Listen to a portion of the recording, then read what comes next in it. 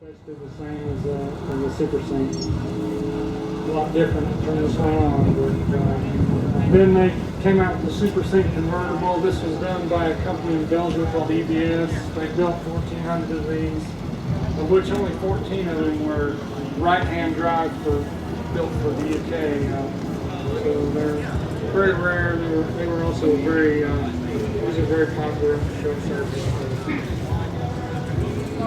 So basically, while in Europe they were selling the Super Saint, it was far from the end from the original R5. They continued to produce them in France until 1989, and they would sell them to Eastern Europe and the Caribbean, other markets. And so in 1989 they started building them in Slovenia, and they built them there until 1996. That wasn't the end. In Iran, they started building them after they quit building them in Europe. And, they called it the Safia Sapan. This is the original R5, and they built it until 2000. And then in 2000, the PK Sapan came out, and they built it in 2005. And it was a Super Saint. So basically, the PK version, they didn't have a Renault engine. It actually had a Kia Pride engine.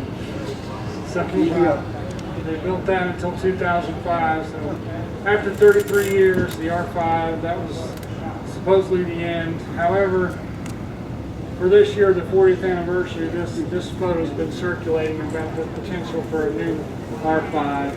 So this could be in the pipeline in the future. The R5 could be reintroduced. Maybe replacing the Clio with a twin gear. So that's all I've got. At this point, I guess we can take any questions about the cars, and also we can discuss a little bit about the differences and the similarities of the R5 and the Citroen. This time, we'll open up the floor. Anyone has any questions? We'll try to answer them as best we can. Thank you, folks.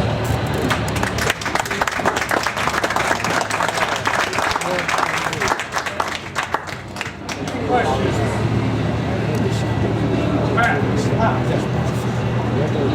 Did the Renault 5 and the Citroen Diane compete with one another? And then they also compete with the world's first transverse engine hatchback front-wheel drive car, the Suzuka 1100, introduced in 1967. That's enough. Well, the Diane was designed to compete with Renault 4. Okay. All right. Renault 4 was about a 780cc motor, whereas the Diane was a 602.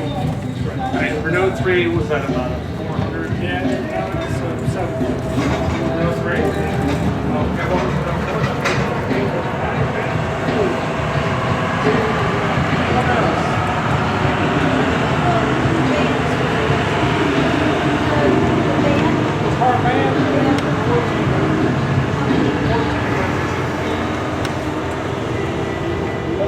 So basically, like I said, we were talking to Duchevaux that basically the end is a modern version, and the R4 the R5 is a modern version of the R4, where basically the difference was in the development.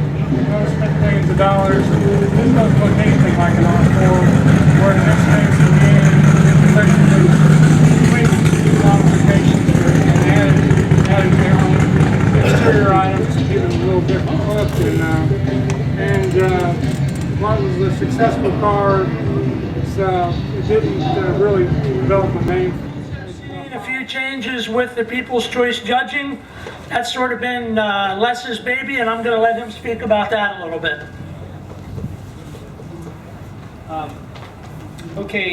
We decided this year to try to increase the level of participation if we could, so we made a bunch of changes to the People's Choice.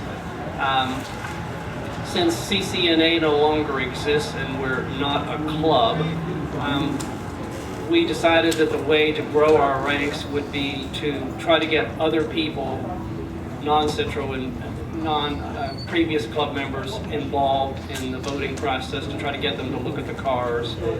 So we We increased, made a significant increase to the number of categories for voting, because we are getting more examples of each model.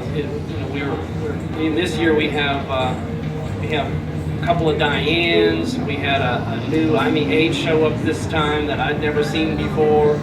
We actually have 2 Visas here this year. So we thought it would be nice to have more categories, that it would encourage people to look a little more closely at the cars. And we had Carlisle events make announcements throughout the course of the day to try to make it clear to people that they didn't have to own a Citroen and they didn't have to be a member of any club to vote in our People's Choice Awards selections. So we haven't counted the ballots yet. Technically, the cutoff time for the ballot was 3 o'clock, but I left the box there for a while thinking that we may have a few last-minute ballots cast. But as I was saying to Brad, since we don't have CCNA anymore, I think we need to try to think of and develop new ways to sort of cast off the shackles, if you will, and do new things. So if you have an idea for something that you'd like to see happen here, you have to let us know. You can email Brad or me, or call us, or get in touch with us one way or the other and let us know if you have an idea. If you have an idea for a seminar for next year, and I'm sure there are any number of people here today that are perfectly qualified to do a seminar on their own. I know we have some experts in the audience, and I'd be delighted. I mean, we would be delighted to have more people involved to take part. One of the things which came up after this event last year, we had a silent auction, and I told anyone, I told any number of people, but I didn't make a general announcement. And it seems as though there may have been a misunderstanding on the part of some people that money was going back to CCNA, to the treasurer of CCNA. That didn't happen. I told any number of people last year, I tried to tell as many people as I could that whatever money we took in, we would use to support this event. So that's what we did. That money did not go to CCNA. It did not go to the treasurer. I was uncomfortable with the whether or not the club was going to survive. Communications weren't very good, and I just wasn't comfortable handing that money over. So we kept it. And we took in $500 and some odd last year at the silent auction, which was great. We spent not very much last year. I mean, last year when we started out, we didn't have, we started out with no money because CCNA didn't provide us any funds. So we were just trying to wing it and get donations. But we did spend some money. We spent about $100 last year, give or take. And this year, we haven't really added up what we've spent yet. Brad and I both spent money on things. But all that money, all those expenses will be covered by the money that we took in last year at the silent auction. So we're hoping to do a silent auction this year, and we'd like to be able to